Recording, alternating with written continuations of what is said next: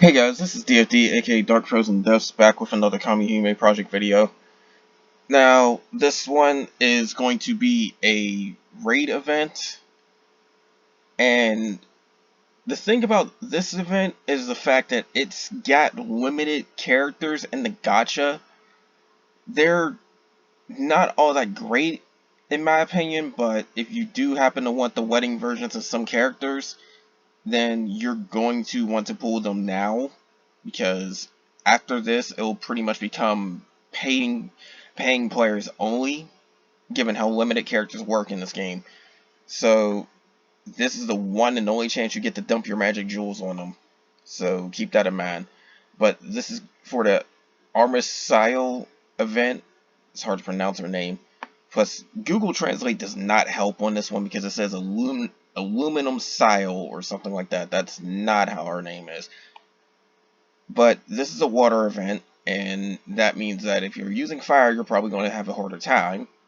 It's not impossible if you're strong enough, but it's basically recommended to avoid using fire. And if you really do have it, use a thunder team. It'll have the advantage in this one. But since this is a raid event, you have to go through storyline, get materials to open up expert. After you clear it expert enough times, you'll get materials to open up Ragnarok. So that's basically how those run. Also, you can indeed get help from other players or even jump into their own raids, so it is very possible to go through the entire list without starting any of your own. It's just that starting your own will get you magic jewels as well. And it's also a better way to get the items you need in order to complete the list. But anyways, going into what she has, standard difficulty, 850,000 HP. And when she does her burst, both of them are going to cause a status effect. So keep that in mind. Her trigger also causes a status effect. So she's mainly statuses. Now, in normal mode, she's going to do paralysis on everybody. And on raging mode, she's going to drown on everybody up to 400 damage per tick. So that means she will do either an extra 800 damage or she'll prevent you from moving. And both are for 2 turns. Now, their special trigger, it happens at the start of the fight, so there's not too much you can do to prevent it from happening. But you can indeed block the blind effect she'll put on you, which is 6 turns, and that's probably a good idea to block it or remove it anyways. And in general, if you aren't able to just blow through the fight, you're going to want to have some ailment resistance or just be able to block it entirely. Now, going into her expert fight, I don't see the paralysis at all, but it seems like she can do multiple things. Now, there's a trigger where at half her HP, she'll strengthen her burst attacks, meaning that her normal and raging bursts will change and actually do more damage, basically. At least what I'm getting from this. And then on top of that, change what they cause. Now, on one hand, it seems like you won't take any status effects when our bursts change to their stronger versions. However, the fact that you're taking more damage means you may not survive it. It depends on how strong you are. Also, when she goes at half her HP, you will lose 30% of your health. So keep that in mind. And it does not work against... You cannot barrier or... You can barrier this, but you cannot damage cut it. So that means that if you have somebody that can put up, say, a 7,000 HP barrier, for example, and this attack does that 7,000, then they won't take any damage. But if you get 100% damage cut, then you're still getting hit. So that's how that works. But in the case of our first trigger, instead of putting blind on you, she'll put a guaranteed triple attack on herself for 3 turns out the gate. And all of her triggers do damage, so keep that in mind. Now, when it comes to her burst normal mode, it will be 2 times random, and she'll put drown on whoever gets hit. But if it's the stronger version, then it removes the drown but adds an extra hit. As for raging, it's an AoE damage and it puts blind on everybody for 4 turns. But the stronger version just deals more damage to everybody. So again, you're probably still going to want some status effect resistance. I don't know if her triple attack can get removed. Actually, reading this little text down here, it does get removed, so you might want some buff removal. And as far as it goes, when she gets half her HP remaining, you gotta be careful about that one, because you will start taking a lot of HP damage off of that based on how high your health is. So it could make or break you. It's not going to kill you, but it is going to make or break you. If you don't have healers, you're probably going to die at that point if she's giving you trouble.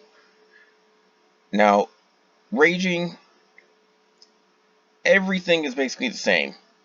She just hits harder. I mean, Ragnarok difficulty, everything's basically the same. She just hits harder. The only difference between Expert and Ragnarok is the fact that she gets almost 3 times the HP. It is 7.2 million in Expert, 21 million in Ragnarok. So that's pretty much how that is. And this says a recommended soul would be Cassiopeia or Andromeda. Actually, if you have the correct soul weapon to remove debuffs, Andromeda's good enough. Just give her chaos magic. If not, I would get Cassiopeia because she automatically has chaos magic, and give her Vivian's Maiden's Prayer skill, which will remove debuffs. For those of you that are already got a 4th tier soul, then you should probably not have any trouble with this fight. Especially if you get the 4th tier healer who can actually get cleanse if she wants, or just heal a lot of HP. And then her soul weapons more or less work like Andromeda's too, so there's that. But if you don't have them, my suggestion is to actually get any soul you want to try and deal damage or possibly even survive better, and give them Vicissitudes of Fortune from Mordred, because that will lower the debuff resistance of the enemy, but also raise your own. So there's that too. And also, if you take the time to get her EX skill, Andromeda's got something that'll block off ailments entirely. So it will just block one ailment cast right at your whole team. But going through the reward list, starting off, if you're just getting the SSR stuff, like the basic event stuff, 50 Divine, 55 Devil. If you're getting practically all the noteworthy stuff, then it'll be 250 Divine and 100 Devil. So there's that. But me personally, since the characters currently are limited, that means that I would probably at least try to get I'd probably at least try to get all the magic jewels. So if I were you, I would try to grind to 225 Divine and 95 Devil. That way you get a 10 draw at those characters, because who knows, stranger things can happen. But anyways, going into what's here. Now, the Idolin herself, she, in my opinion, is a bit lackluster, but could still have some use.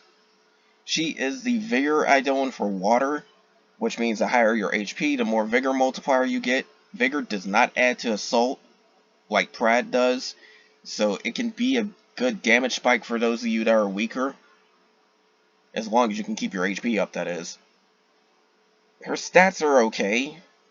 They're not the best. We've seen better stats than before. There's no 2000 attack and the HP is nice, but it's still negligible because of the fact that most of your HP is going to come from Defender anyway, so you shouldn't really care about HP in your base stats too much. And as far as it goes with her summon effect, she will increase evasion of the second slot character. That's practically the arrange skill, and if anybody knows about any of the Labyrinth videos I've done, or just heard it from somebody in general, arranged weapons are very, very horrible. So for Nadone to get an arrange effect on her summon is practically also horrible. The only difference is the fact that she can keep doing it over and over. But it's still only giving you one character for evasion. And speaking of which, the interesting thing about the SSR weapon is the fact that when your soul bursts with it, they get evasion. Go figure. But that's the only thing about it, because it's only a large assault, so given that it has only one skill and no final break, this is easily a placeholder weapon as well. So if you're going for Water Axe grid, this might speed things up a bit, but quite frankly, there's better Water Axes out there, especially given that if you can do the Ophiel raid boss, which is a Water Guardian, she gives axes, so you're going to probably want to go for the axes there. So that said, this is just for newer players to catch up on that one, so there you go. Everything else is pretty much negligible at this point because there's access to so much SSR, so it doesn't really matter. But for the missions themselves, it's the same standard stuff. Clear expert with R, Kamihime or lower, so you cannot use your SR or your SSR, and you have to do it alone. As for the Ragnarok mission, it is wind, and you also have to do it alone.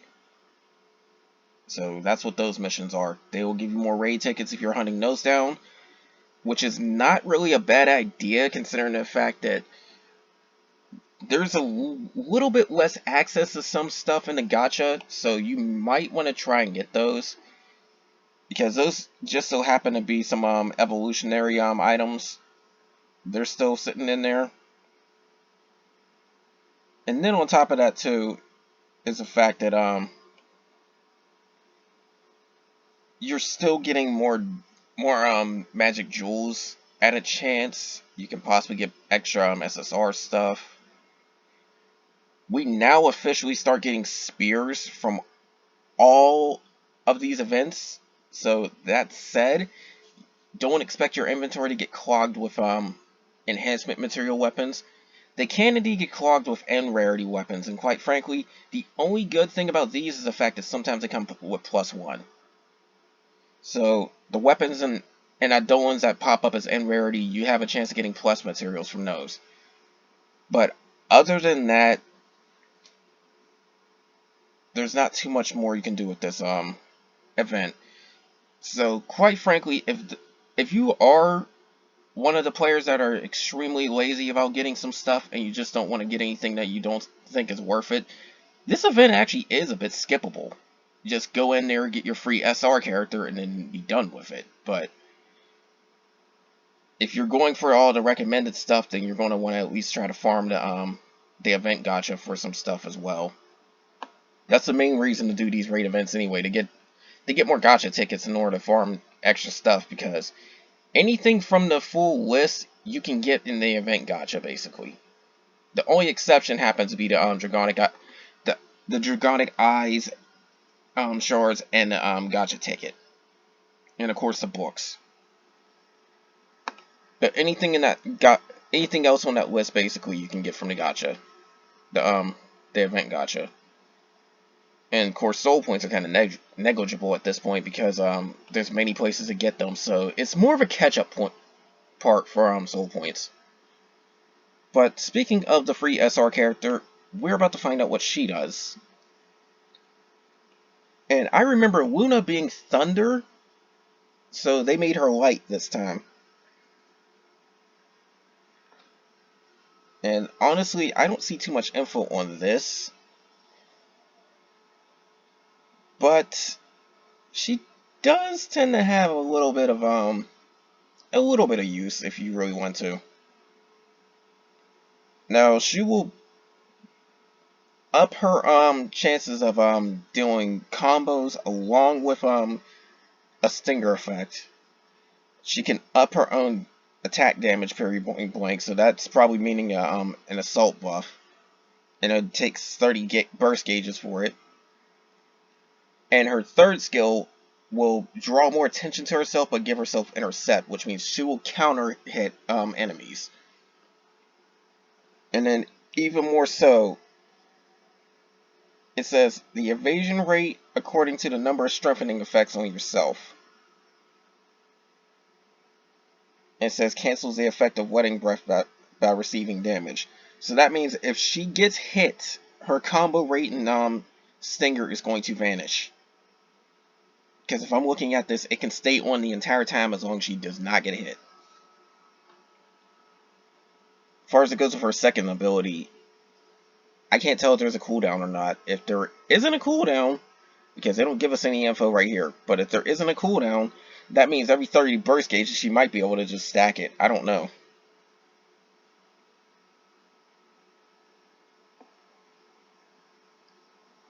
But she's mainly pretty much a counter attacker, but also has a little bit of speed, so she could have some use. It depends. But as far as it goes, she's free, so might as well get her. But anyways, that's all for this. If anybody's curious about the limited characters, they're all wedding versions of previous ones, so they're all like bride characters. I could show them real quick, but again, they're not really worth it too much. I remember one was Aryan Rod. She's not too popular of a wing Kamihime, but this wedding one is a thunder one and is objectively worse. But anyways, that's all for this video, guys. More of this will come soon. I will probably do a video of me soloing the Ragnarok boss. But that's all for now, guys. Take care.